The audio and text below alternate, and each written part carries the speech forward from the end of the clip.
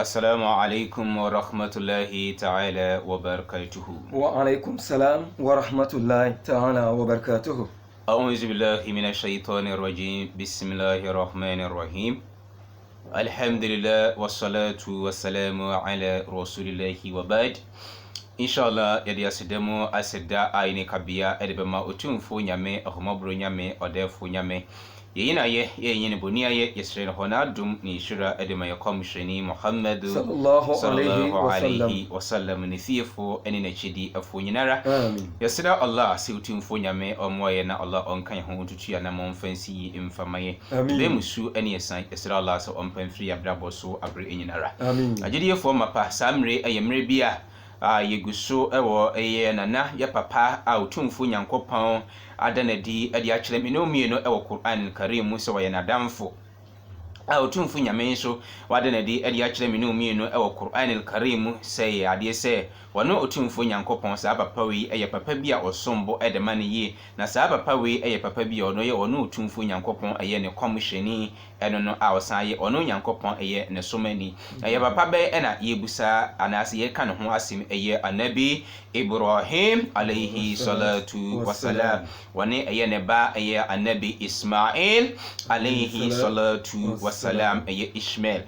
ene amanfo bi eye asofo atwa entro ede ato eye papa wi so se obo adwaman ene ode wo eye ne ba ye frene se Ishmael la ilaha illallah Muhammadur rasulullah wi eye abrehosem eye wi ye kasa eye ade se wote se onua bi kakasa wi a suma no na bompaye man me de tambia de me kan no se bompaye man se nyame ebesesa saa enkrofo ni nyinara se ne be ya wo mo entwa ntro enka asema ye musuo kasa emfangu nyame akomhyefo ho efin enam se bible kama me no mi no etiase se obi biara obehira Abraham no wono otumfo nyankopon so obehira nipa kro na obi biara nso obedome Abraham no nso wono otumfo nyankopon so obedome saa enkrofo ni nyina la ilaha illallah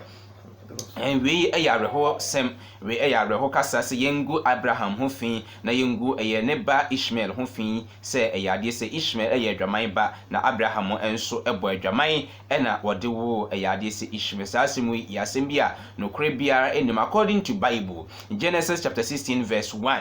yehwe Bible no mu asema Bible ka kire ya Bible kama menu mi no etiase se ayade se Abraham wo hoye ne yire Sarah ene de Hagar edema na wari ansana oko Hagar ho a omokwa akonyinsen a omode wo abofra ye frene se ayade se Ishmael anase Ismail according to Bible. Now according to Bible ama me no mi no nso esa atiase se emere ana Hagar enyem Ishmael no nyame na suma na soro abofo empo sa mere no na abofra Ishmael da so hye Hagar yam nyame na suma na soro abofo mo beto abofra ye friend say Ishmael din ewo Bible according to Bible tidi asem na asofo e ka kire di entro no mutwa ede kire entimi paacho nipa we se no hia nyankopon a nyame besuma na soro abofo amoma ba beto ne din ensida na nipa we obi oye adwaman ba ene so ye adwaman ba kura no ho wo mfaso chen wo a ade se wo se wo nya adwaman ba enam se wo de bia wutietie mu afiri susun konkron kura nya mfiu wo ndwen wa asem ho obi a otumfo nyame suma a asoro abofo mo mbeto ne din wono na nne wo ka asem ensem fatade ede afa no according to Bible asoro abofo ene beto ade se Ishmael edin na Bible ekyere me no mienu ma yete ase se emere asurabofo to ne din wiye no eno mo ka kyere ne se wodin no kura ase ne se nyame ayedai atwa mani hunu eye Ishmael anasa Ismail ase ne se nyame ayedai atwa mani hunu Allahu akbar ajidie fo mapa tidie ntro adie mfuturu na asofo etugu ensori mani ni nyina ne se Ishmael yahunu se woye nkremofo asefo ene yengu omu nyina ho fin to otan we otaya kwesisen otan no wanyade ade na afirim according to Bible emira Hagar enyim wiye Hagar ewu wiye no eyade se Sarah ema ye pamo Hagar yeden edi ni firifie one ne ba ni nyina die ntia na Sarah eni bra ba according to Bible eni bra ba ho se Sarah Hagar ene ne ba no so be de ebedi ade ne bi emira papa nya de entiase sama hu na Nyankopon enam ne bohye ne nhyehyɛ yinti no ayade sɛ Bible ma menu mi no tiase sɛ Sarah ka kyerɛ Abraham sɛ ɔmpam ayade sɛ ɔbaa no ene ne ba no Emma Abraham ni nyina nyame nhyehyɛ yo ye ba ba kyerɛ bia Makka bia ye kwa abre nyina Kaaba efiri baaye ye ba ba kyerɛ ye nsuo Zamzam bia efiri baaye wɔmo pam ɔpam Hagar ene ne ba ɔmo ekɔ no edumre bi na nsukom de Hagar ɔmo nam kwayem ɔmo nam ba bia nsuo ni hɔ nsuo yɛ dan nsukom de Hagar ene ne ba ne nyina Hagar ehu saa no na abofra no ɛyɛ dɛ ɛyɛ ho yɛ mɔbɔ sɛ enti abofra yi ba bekura me saa ɛkɔm de abofra yi nsukom nso ɛde me nso ɛkɔm de me ti abofra yi ba bekura me saa ama ya ade sɛ abofra yi aba bewu wɔ mensam ɛne me mpɛsɛ me de me hu abofra yi wu la ilaha illallah samre ne ebra Hagar ɛkɔgya abofra ndene to baabi ɛna ɔkɔ ɔmpɛsɛ ɔbɛɛden obehu abofra ne wu di ntia ɔbaatan a wawo ne yapam ɔmo afirifi na esukom de ɔmo ɛkɔm so de ɔmo bɛɛden abofra yi ba bewu wɔ ne nsam ɛbɛyɛ na tete kɛseɛ ti wɔ se wɔmpɛsɛ ɔbɛɛden obehu abofra ne wu kura nti ɔgyae abofra ne to baabi no ɔkɔ ti mra Hagar egya abofra ne to baabi a ɔkɔ no ɛna nyame san soma na soro abɔfo according to Bible ɛna soro abɔfo yɛ dan Esa ko Hagar nkyɛn ɛkɔka kyerɛ Hagar sɛ san ne kɔ abofra ne nkyɛn na nyame emre ugya abofra ne to hɔ abofra ne su nyame ayɛ dɛ wate abofra ne su no atakbir Allahu akbar nyame ayɛ dɛ ate na kyerɛ sɛ Ishmael wo yi obi a ne ayade sɛ nyame dɔne yie na ne ho hia otumfo Nyankopɔn yi Allahu akbar according to Bible na suye na ɔmo ka kyerɛ sɛ ayade sɛ Isaac die ye nam bɔhyɛ so na ɛwo no na Ishmael die ayade sɛ nam honam so na yɛde wo no la ilaha illallah yɛhwɛ Ishmael ho asɛm wɔ Bible emna wo gya abofra Ishmael to hɔ a osu no osofo nya nsu Bible no ba bi o ka kyerɛ osofo sɛ wɔn san kɔ Bible school na 6 months ne de ɛmo ɔmo 6 months Wawie osemawie Bible abetena ho na atoto papa so onko Bible school foforo ebim kra wie na 3 months omu wi ano mabeka kyerɛ sɛ Yesu ya re ho sem de mai osofu nsu Bible ni ndu ba bia na oso to na de bia de Bible ahye omotuom na wakɔ akohim handkerchief no abetena asem sofu sɛ you don't read your Bible ti emra wo gya abofra ne to nyame soma asoro abofo ma ne san akɔka kyerɛ Hagar yɛhwɛ Ishmael nko asane asoro abofo si visit Ishmael nko abofra sane asoro abofo esi visit eye Hagar esrasra do yɛbɛsra enam abofra ne nti enam ho yɛbofra ne nti Ishmael nti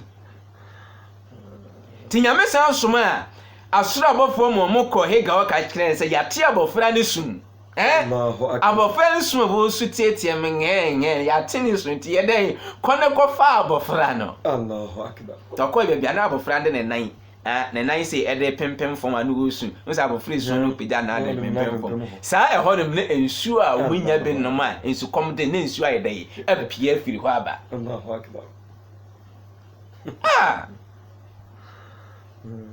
we ye hwan Ishmael ensu apia firi ho aba sa ensu no sa bia no Kristofo nyina di adanse se wo hefa Saudi Arabia omu nyina di adanse se wo ho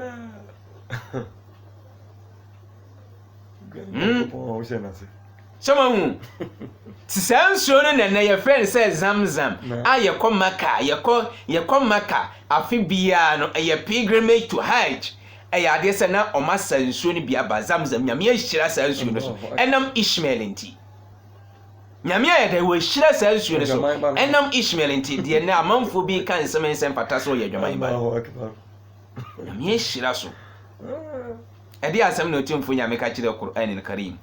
yɛhwɛ Qur'an al-Karim ayɛ suratu Maryam. Quran chapter 19 verse 54. Yentie asama nyame ka kire ba'da a'udhu billahi minash shaitanir rajim. A'udhu billahi minash shaitanir rajim. Yasira nyankopon se wontwitwaye na wagie mfiri otamfo bonsama na mum.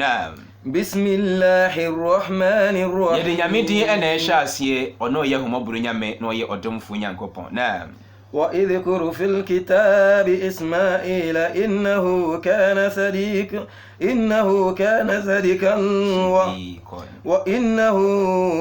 صَدِيقًا وَعِدًا وَكَانَ رَسُولًا نَبِيًّا. الله أكبر. وكان رسولا نبيا. الله أكبر. ين كان تشينو ادي اسمنا تشينو سو كاتشري kan Ismail enso ho wo enwoma ni mu o se yen kai eyade se Ishmael ne ho asem eso enwoma ni mu na nokura se na odi nokura wo boshe no ho. Allahu akbar. Na Ishmael wohui oye nokwafo. Allahu akbar. Ishmael wohui bosha na eda woni wonu nyame ntem no oye dai wodi so kama. Eno tene ne nyame pe na asema na asora bofo ne visite Hagar ne ba Ishmael ba ha to Bible mu no. So mu na kire se Ishmael wo bi nyame pe na asemi yanto aso Quran se say na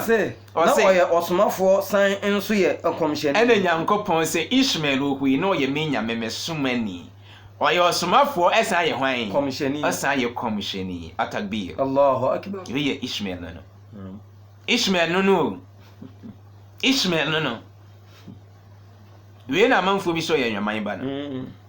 nyame sa no oye ne somafo esa ye no otumfu nyankopon ne komhye I say Bible so di adanse yesa. Enam se no nyame somafo sa ye nyame komhye nti no eno ntitam bia ase asorabofo ya besra Hagar asorabofo ya besra Hagar ti mira Hagar edwane firi aware na se mire kro nyem fofora na sere tata no odwane ya wokwa asorabofo sa akuhia Hagar e ka kire Hagar se onsanye den enkofi onko na wura nchen no okwa onko bra no onko bre no ho asenye den emfa ma no ne nyina ye Ishmael na wo hye Hagar yamunti na nyame di na asorabofo di Hagar echi abere nyina e de bo Hagar ho ban se na ebe ya bone bia nya den ento no yanhwe Quran al-Karim ya Quran chapter 2 verse 125 inti asamwa utumfu nyame eka ede kire minu min. A'udhu billahi minash shaitanir rajim. Bismillahir rahmanir rahim. Allahu akbar. وإذ جعلنا البيت مثابة للناس وأمنا واتخذوا من مقام إبراهيم مصلى وعهدنا إلى إبراهيم وإسماعيل أن طهر بيتي للطائفين والآكفين والركع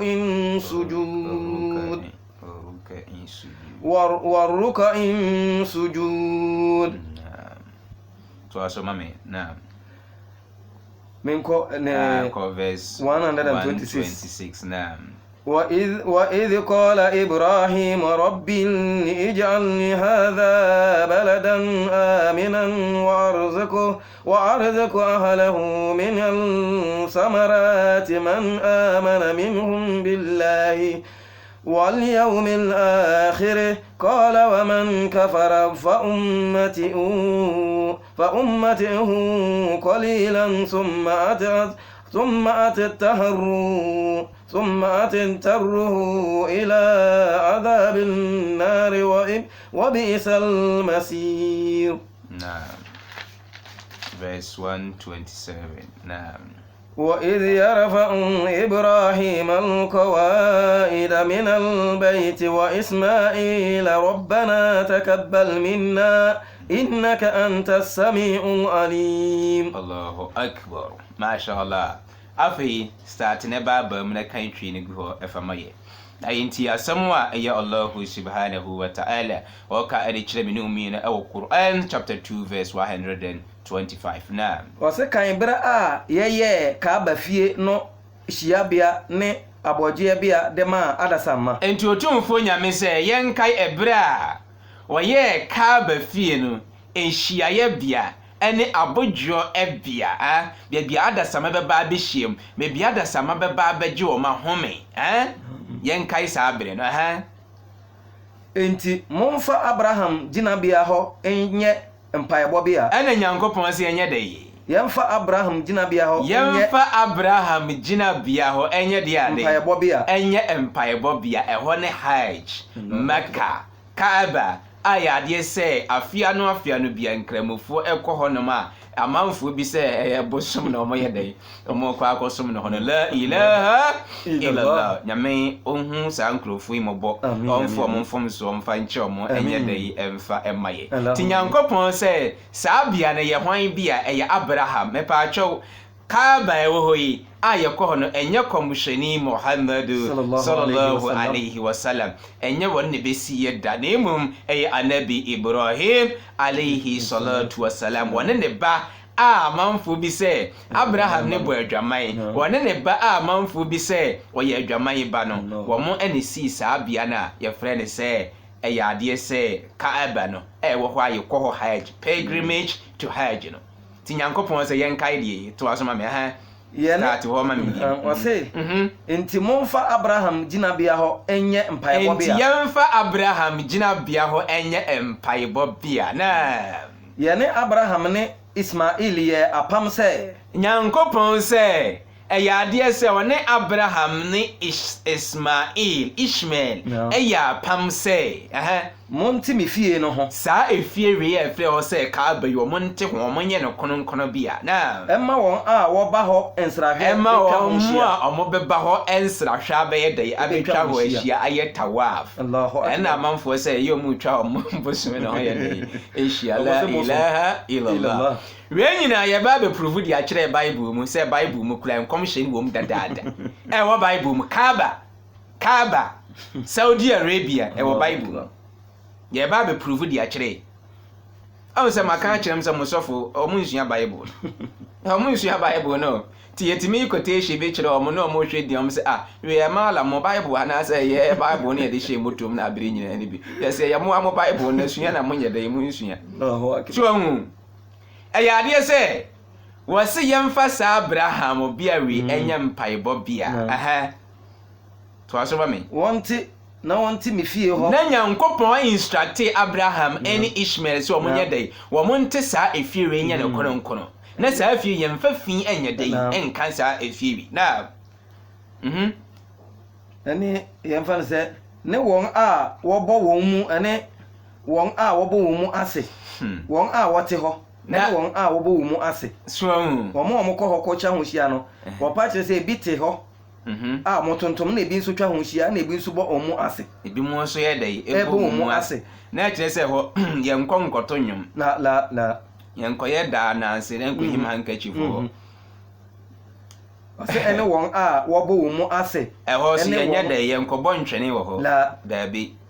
yɛnkɔwo so akasaa wɔ hɔ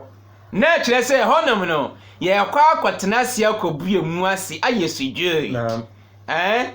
ayɛ sujud wa ruka'in sujud ayɛ sujud ayɛ dɛ yi adi ama otumfo Nyankopɔn Abraham bia na otumfo Nyame ɛhyɛ wɔ ne ɛyɛ adeɛ sɛ Ishmael sɛ mate asɛm na sɛ tiwe ni asɛm a otumfo Nyame yɛ dɛ ɛde na ɛde kyerɛ me no mi no waka yɛ sia na to aso ma sɛ de ro sikan wɔ sɛ ne wɔn a wɔbɔ wɔn mu ase ɛne wɔn a wɔde wɔn anim butubutu fam de ma twediampo ɛne wɔn de wɔn anim butubutu fam ma hwan ɛde ma twediampo Nyankopɔn sɛ nyɛ te gare na ɛwɔ hɔ deɛ la ɛnyɛ kɔmfo nyɛ apɛɛpɛ Nyankopɔn ɛnyɛ bosunmi Nyankopɔn wɔn de wɔn anim butubutu fam de ma hwan twediampo Nyankopɔn Allahu akbar ti emere according to Genesis chapter 17 verse 1 emere Nyankopɔn de ne bɔhyɛ bɛte wɔ ne Abraham ntem no Abraham de n'anim yɛ de ebutu fam ɛna otumfo Nyankopɔn sɛ meka kyerɛ wo sɛ ma yɛ wo aman pie agya na wo din Abraham no yɛmfrɛ wo biem ne yɛbɛfrɛ wo sɛ Abraham atakbir Allahu akbar ti nyame de ɛyɛ adeɛ sɛ Abraham de n'anim de butu fam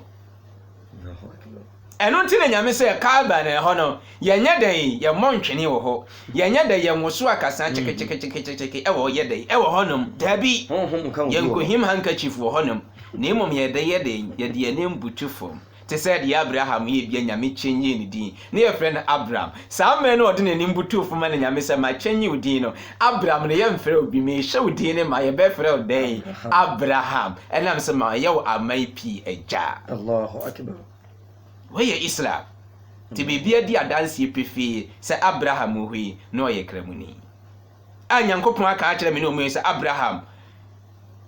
he was neither Jewish or Christian Nemum he was the one inclined towards the truth. Oyobia no anam no kware ekwan so dinel hak. Esuma ye no kware som. Tinyame se mosum yi eye mo papa Abraham na matum din se mo ye de muslimi mo ye nkramufo. Allahu akbar. Mo papa Abraham ne som no. Ena me de amam. Tinye komishini Muhammadu sallallahu alaihi wasallam enyo na bete sunwi enam se mira Abraham de nanim butu fo Genesis na nkram ya ade se komishini kura enye dai ya nwo no no ma wiase na nanam kura ma mira Moses de nanim butu fo numri na numbers no na ya ade se komishini enwo no mira odifo Ezra ne nkrofo nya according to Nehemiah chapter 8 verse 6 Ereban wo munyina do manim butu from yes sallallahu akbar ne nyanwo komishini Muhammad sallallahu alaihi wasallam emira nabi Isa alaihi salatu wasalam Jesus Christ wade nanim butu from Matthew chapter 26 verse 36 ne nyanwo komishini Muhammad sallallahu alaihi wasallam Allahu akbar wini Islam yini yasuma nyame dia ma adasa manyina ase yensum age obi a ompe age obi a sabi ono a ope wiase afefe di obedi akire e na obeka se yasum e die mempe ye metan e ye sa nkrofo boni ayefo aka afiri for the besa bia na nyame bia wani pa de e ya de se onsumsum bia se dinel Islam what can you see verse 127 ama what can you 20 aka 1 verse 26 eno na yebe komu no kan ma me o se kan ebra Abraham kan se tian kan ebra Abraham kan se mi wura Nyankopon mesra wo se masa maka kuro yi enye abodwe kuro Allahu akbar yentiu na chese Abraham wane ne ba Ishmael esi dan wewie no wo ma njan ne sa omo sa bompaye enti na mpaye ho hia yie pa awa Islam kramuni bompaye bompaye ti Abraham wie dwumadie bi abadi bia make sure that you supplicate unto Allah subhanahu wa ta'ala obesrem pai body afri nyame nchen ti Abraham kan de asema men san shase bi wase kan ebra Abraham kan se wase yan kai ebra Abraham ka se mi wura Nyankopon mi wura nyane tese obo mpa wase mi wura Nyankopon yoro bene mesra wo se mi wura nyame mesra wo se masa maka kuro yi enye abodwe kuro masa maka kuro enye kuro beye abodwo ekuru ho beye asumdwe enkoa yemusie wo se nyame tie sa mpa ebodwa na nyame anti nyame tie sati yenhwe ho no hwe asumdwe wo omo to mo sika kuro mu ni problem ho omo beba ha besi masere chia me asa betu nsuo di amaye omo ye nkramufu omo nye nkramufu omo nom ni free Allahu akbar besi masere chia me munye musala free aya abodwo efi aya kura utumfo nyame ehira saa ekrowi ni nyina nam eye anabi Ibrahim alayhi salatu wasallam ne ba Ishmael empaye omo boye ede sere utumfo Nyankopon tiehwa ni padom ebeko nyina yente enima ye basabasa bia ki jaim sa ni padom we America for ba India for ba China for ba Togo for ba Ghana for ba ya de se oman ewiase afa na nyina ye ni ekuro single oman a ne nkrofo nya dai enko honom Allahu akbar single oman kabun se bom boom kabun se we gum ye ko blast wo na so ye hwe asu Allahu akbar jame ye dawase so de dua asum wi mu bi amin de dua dinil Islam dinil haq wa de dua sa asum wi mu amin jame ye dawase abrenyina amin Allah ye hu de yenye si ya ne ya ye be ya de ma woni se ye de anim be de e be butu fom de ma ye nka mo ye boni ye fom bi da mo tese ye mfie ne mutu fom meka se ye de ye mfie ne mutu fom da hwe me MP na me mfom ani me butom me na obi a me di akonya e na me mfom ani me butu fom obi a me mabo degree ye frem professor na me mfom ani me butu fom obi a me ye president na me mfom ani me butu fom nyame ye nka sa enkrofo wi hu bi da enam se wakoa Abraham a ya de se according to Jesus Christ Jesus say wo asura himamo wo alijanna wo heaven no wo dinanim bebutu form Yesu Kristo dinanim bebutu form tinne enkrofo mo ka ensemi on pese o maka kire se o mudimu e che nyame enkrofo wi ya la ilaha illallah we nyina ya kesesem we nyina ya kesesem wastakbara wa kana min alkafirin de bonsam ye obedane akafirini no ebina no to one for any moto from my way akesesem number 1 e wo tumfo nyame ani anam sa komhye fo ni nyina be bo kwan na ye dai e de to ho e de mai o mun nyina de o mani be butu fo se mon so mon ye dai mon ye sa enti Jesus Christ anabi Isa alayhi salatu wassalam according to John chapter 14 verse 8 say me no okwan no kure ne nkwan obi nya dai enkwa agya ne nchen agyewo na meme Yesu so ti Yesu de nanim bebutu fom kramofo se ye beye bi Yesu kuta ensu nkramofo se ye beye bi Yesu gya na bodwe se nkramofo se ye beye bi na ensu kramoni koye wi a amanfo wi frɛ se wo Osama bin Laden Yesu no yo Osama na no ye hwan ti ne Yesu picture na Yesu ya Osama so Yesu picture na moye na moton age hu sikadin se moye mo anya na bodje se ne mo anhye ne nkramu atade jala bia obi anto wo de mo pa mo nhye ne kutu da koro mo nhwe se bi beto a mo de be chinye awia be hye mo bia no beto sa kalanda na kware se amanfo mpe